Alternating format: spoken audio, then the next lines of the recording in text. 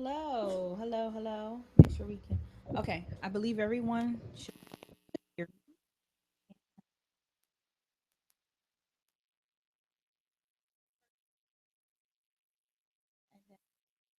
right. And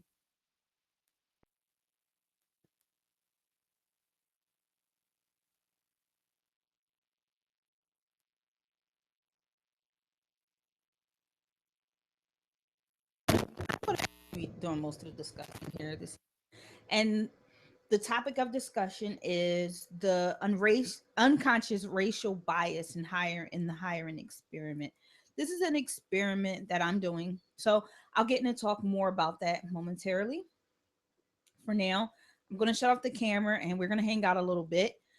I'll maybe play some background music while I prepare to get everything going so we can get started. All right.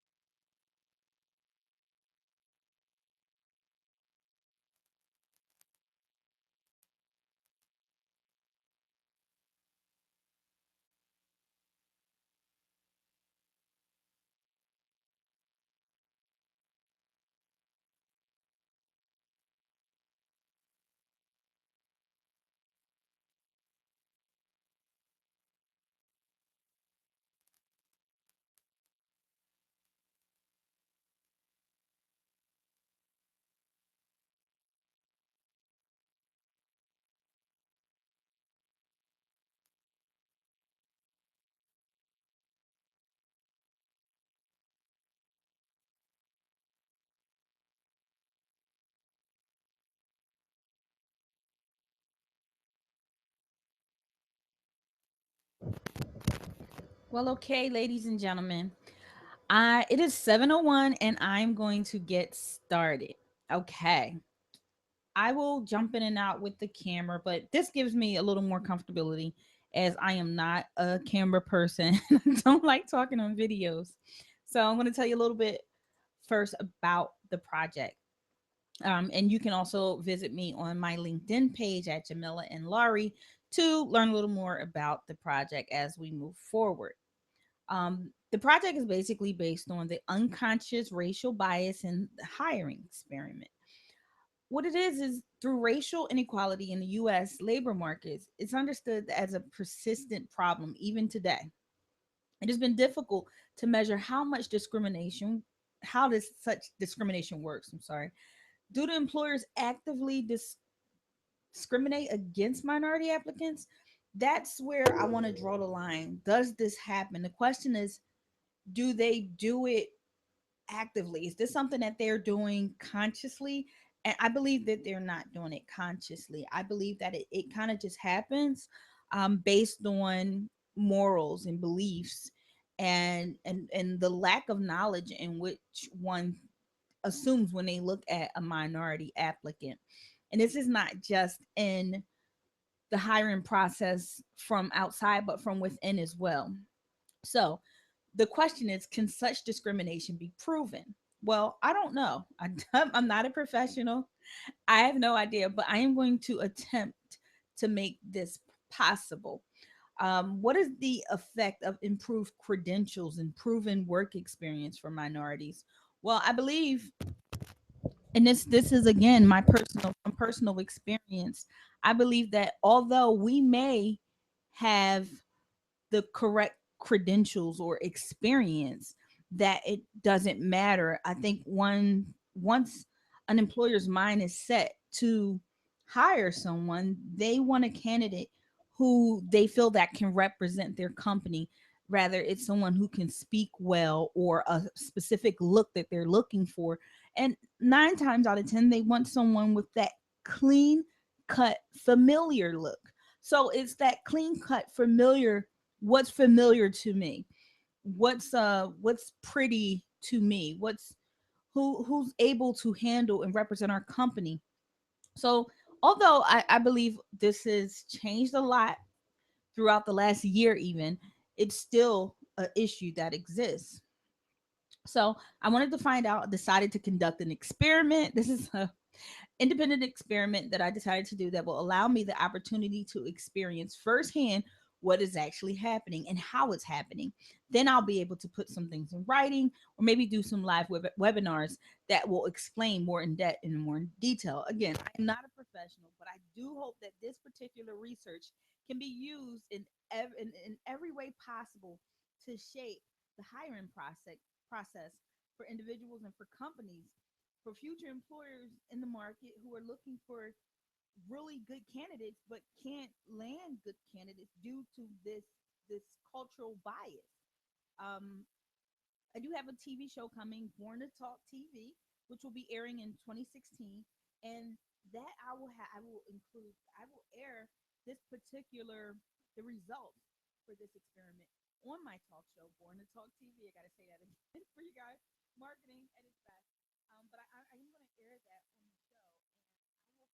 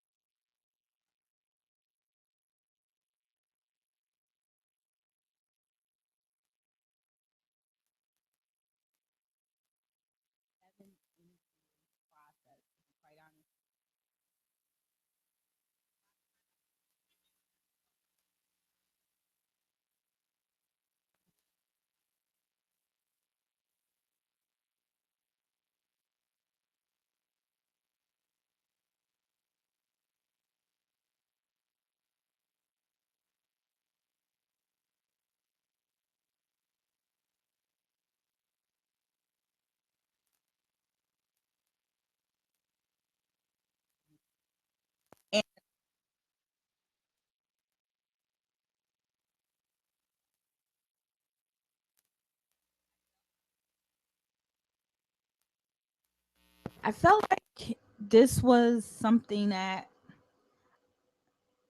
I don't know. I felt like they were doing an experiment actually, and I just felt it quite. It was weird. It was all the way weird. So basically, I was called into this interview. It was actually sent. The request was sent from someone that I know at the company, and I came in. I said, "Okay, great. I'll interview." So I went through like maybe the first three interviews and was called back to come back in and do another. And I ended up meeting with like maybe five more people after I think the first two, and then I met with like maybe five more people in the second round. Um, it was quite. The interviews were back to back, maybe 10 minutes per person. Um, not a lot of questions pertaining to the job itself.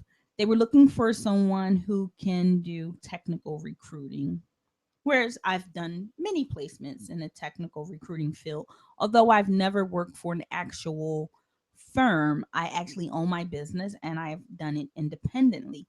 But I do have references for lots of the companies in which I placed uh, the clients at that I've placed. So and they were from major markets, New York City and Philadelphia. But again, this particular interview was quite interesting. So, with my experience being, and I mean, it's when you have that experience as a company owner, you're hiring and placing people. You're pretty much doing the work already. So the experience is there. Understand the concept from start to finish. So I'm able to understand from both ends how to make the money. The core. What I felt like here actually felt like I was going to get the job.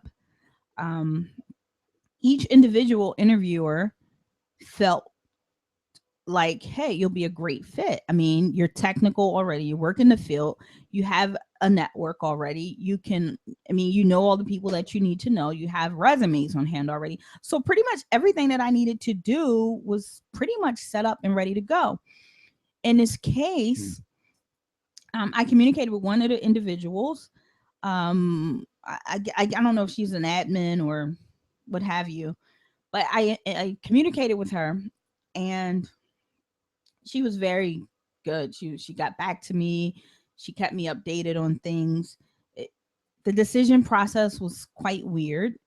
I felt like I already felt like going into a recruiting firm. Did I want the job? I did. I did want the job. Just, but I honestly, once I went into the firm, I felt like I didn't want the job anymore. So I decided to take another job, an intern, and I began working on that project. Needless to say, I received a call from the young lady, and she said, "Hey, well, you did great in your interviews. You passed your test. We thought you would be a great fit, but unfortunately, we wanted to hire someone with more experience." And I said, "Okay, great. Thank you for taking the time to interview me. I appreciate your time. I appreciate your courtesy. You were very nice. Yada yada yada." Um, and then I felt like, "Hey, it's interesting." So they're looking for someone with more experience. And me being the type of person I am, I wanted to find out, well, what experience were you looking for other than someone who can make your company money, who was able to, who already had contacts in the business world, who can get people placed and you can get paid for. So I wasn't quite sure on what that meant. I think it's a term used to say, no, we don't want to hire you particularly. And that's how I took it because I followed up on their website, on their blogs, on their LinkedIn pages, and I noticed that the same position was reposted and they were looking for recent college graduates. Well, I've been in a field for 20 years. I have plenty of education, I have plenty of knowledge and skills. So, what kind of experience were you looking for from a recent college grad? whereas I'm someone who's been in the field for a long time. Okay. So, like I said, I went through 7 interviews. I met lots of the people there, and I noticed one thing, that they all had a particular look. So, this is what triggered me to wonder, were they looking for a skinny Caucasian girl to possibly have this position? And I didn't want to believe that, but I had a few others apply for positions there, and of course the same exact results. So, with that being said, like I said, this is not a direct attack at any one company, but I honestly believe that there's an unconscious racial bias in hiring. So that was the second company. The third company was another company that I decided to apply for a position, um, for a position that I actually already did prior for the same particular company. And I've worked with the staff for a number of years, and I felt like, again, okay, I I can do the position because the person that I hired, that I interviewed with, was these were people that I previously, excuse me, worked with. So I felt like, okay, they know I can do the position. So I went through the shenanigans of interviewing and so on and so forth. And it's quite hilarious because I pretty much had the title for 2 years prior to me accepting another position and moving forward with that. Then here we are interviewing for my same position, which I thought was odd. But anyways, I interviewed for the position, and needless to say, I was again told that they wanted to go with someone with more experience. Uh, I said, okay, great, great. Well, thank you for taking the time. It's a pleasure. Yada, yada, yada, yada. Okay. In this particular instance, I really understood that there was an unconscious racial bias in this one because the decision was made to hire someone whom I know pretty well and working with them. And of course, I researched. So I did my research before I made a judgment call and said, hey, there's something fishy about this. So they hired someone with way less experience than me. Matter of fact, I don't know if this person even has experience in that particular field. I'm sure they don't. So, needless to say, yes, my feelings were extremely hurt. My feelings were hurt. And, and to watch, to see that, you'd rather have this person who you would have to train and teach opposed to someone who can definitely do the job was interesting. Now, I was offered a secondary position to work under this person. And personally, I don't believe in working for someone where I'm already aware and know that they have no idea what I will be doing. So I don't want to. Who wants to be supervised by someone, who don't know what you do? So, needless to say, I no longer wanted the position. But again, it was I've included this in my experiment. I included it in my experiment because I honestly think that we sometimes make decisions based on our own morals and culture and what we believe that a person will be. Oh, I think this person will be a better representative of our company or a better face for our company. Now, I'm no ugly girl. I'm not humongously fat. I am African American. I carry myself pretty well. Yes, I know how to do makeup and all the wonderful things that highlights of the world and presentation. I know how to speak properly. I like to say I actually enjoy that. I've interviewed over maybe 74 candidates, live on TV, live on radio, actually, or more.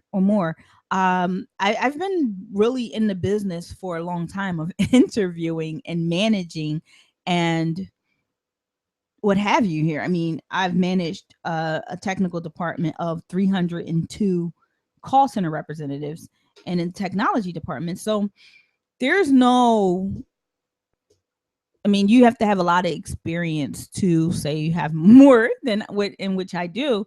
I run a company. I am the CEO of an organization that has staff, and I have to be a manager. I have to be a good manager because we are a nonprofit organization, and I have to make sure that I that retention is up really high, so that we don't have high turnaround. I present out in the community. I've presented to large crowds. I mean, this is what I do. So to go for a position in a work world like that and kind of say, hey, we want someone with more experience. Do you know what you're looking for? Or are you looking for someone of a different race? What is your bias? That I mean, I feel like they could have hired someone else. That's fine. Had it when someone with the actual experience, I would have even felt more comfortable working under that person. Nor or just someone from the outside whom I couldn't research or I didn't know. I think it's important that we actually know what we're doing and be more conscious of the decisions that we make, especially when you're in the public eye of in any way. I mean, if I don't know how much everyone knows about me, I am a musician.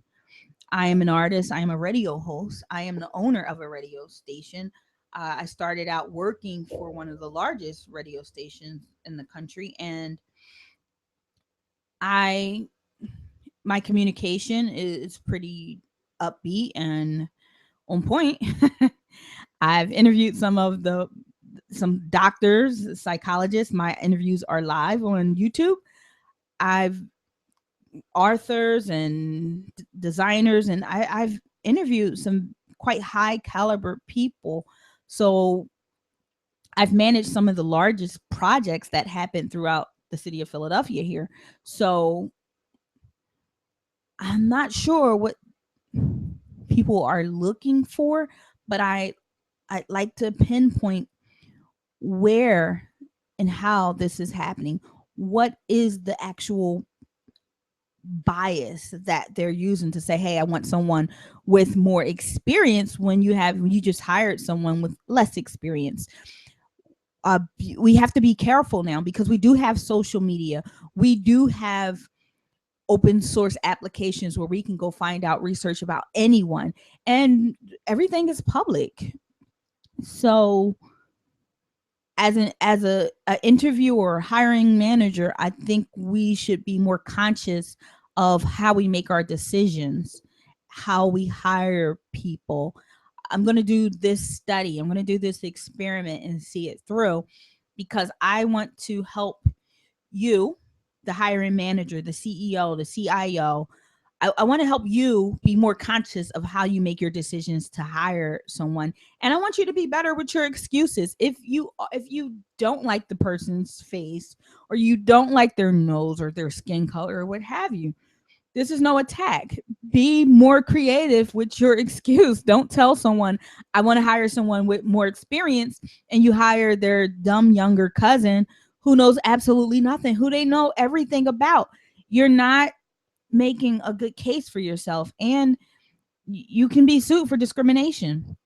And it's as simple as going to court and putting the resumes together. If you gave someone an excuse that you wanted someone with more experience, and you put the resumes together and they take you to court and say you didn't hire me because they didn't hire me because they're racist, well, you can be sued in court for this. So let's be more proactive and understanding why we're making that final decision. Let's make sure that we have our HR team do the hiring. Let's not put supervisors and managers with biased opinions of others in place to do the hiring. I mean, it's great to have them do an interview so they can meet the person that's in consideration, but let's make sure we have professional HR people doing the hiring process, so we can make sure that these things are eliminated to protect ourselves, our companies, and so on and so forth. Is very important. I've talked for almost a half an hour.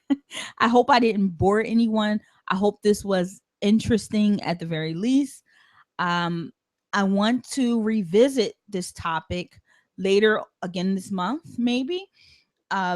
January, I will be posting some numbers. Um, those will be followed up by maybe additional interviews. I'll have some interviews on my radio show and create the link on that as well. So therefore you can listen in and find out some of the other shenanigans, as I call them, that are going on in the world today. Um, we have a lot of African Americans and minorities, to say the least. And I say African Americans because I am African Americans and I represent that population. But we have a lot of minorities who are out here today who are well overqualified for some of the positions that they're applying for, and they're being told that they want, they're being turned down for the positions and told that they're hiring someone with more experience. And you're hiring somebody with more experience that I actually trained, or you're hiring someone with more experience in a job that I was doing for 5 years already. So let's use our consciousness here. Let's be conscious of the decisions that we're making, because in the long term it can affect your company, it can affect your paycheck. You can have a boss that's over you to say, hey, you know what, that was a bad decision. Now I have to spend money on training, I have to spend money on coaching, we have to spend time. We can't get this person started with the particular project that they need to work on because they have no idea what they're doing, because you made this bad decision to hire the wrong person when we had someone who could have kind of jumped in and began running and began a project immediately. So there's a stance that we have to take. We have to be mindful. We have to be mindful of the decisions that we're making. We cannot continue to pass up good candidates because of their shoe size, or because of the way their head is shaped, or because of the color of their skin, because of their accent, or the way they speak, or does this lady speak with ebonics? I love ebonics. It's the way that I speak. It's the way that I grew up. I can speak proper English, but who wants to when this is who I am? Now, do I know when and when not to act a certain way? Yes, of course I do. Of course I know when and when not to act and carry myself a certain way. I represent a company. I am the CEO of several organizations. I am the founder of several organizations. I represent other organizations. I am a business relationship manager. This is what I do in the field. This is what I do for a living. I have some of the most amazing clients in the world, from some of the largest corporations in the world that I represent. So I say that to say, if I can represent a major corporation as I did in the past, why can't I represent you, your company, or your small nonprofit? So, with that being said, my time here is up. I hope you enjoyed listening, and I will be back to with more information on the project, how we're doing, and everything else from there. I will also set up something on our site. Mainly, I think I'm not going to set up anything on our website. I think I'm going to keep everything on my LinkedIn page. Yes, we're going to keep everything on the LinkedIn page. Therefore, you can follow and stay up to date on what's going on with the experiment until I decide to do the TV show, which is coming soon, and we can deliver the message there. Again, the TV show is Born to Talk TV show, airing in 2016. Don't have a specific date or time yet, but it will be broadcast on Verizon and Comcast networks in Philadelphia. So I will, and of course online as well. But I'll keep everyone up to date on the talk show, as well as on the guests that will appear on a talk show. But understand here now, we do have secret, what we call our secret shoppers out there going for interviews, and they are watching your every move. So be mindful of the unconscious racial bias when you're hiring. Thanks again for listening. My name is Jamila, and Laurie, you can follow me on LinkedIn. I would appreciate your friendship on LinkedIn, and I'll see you soon.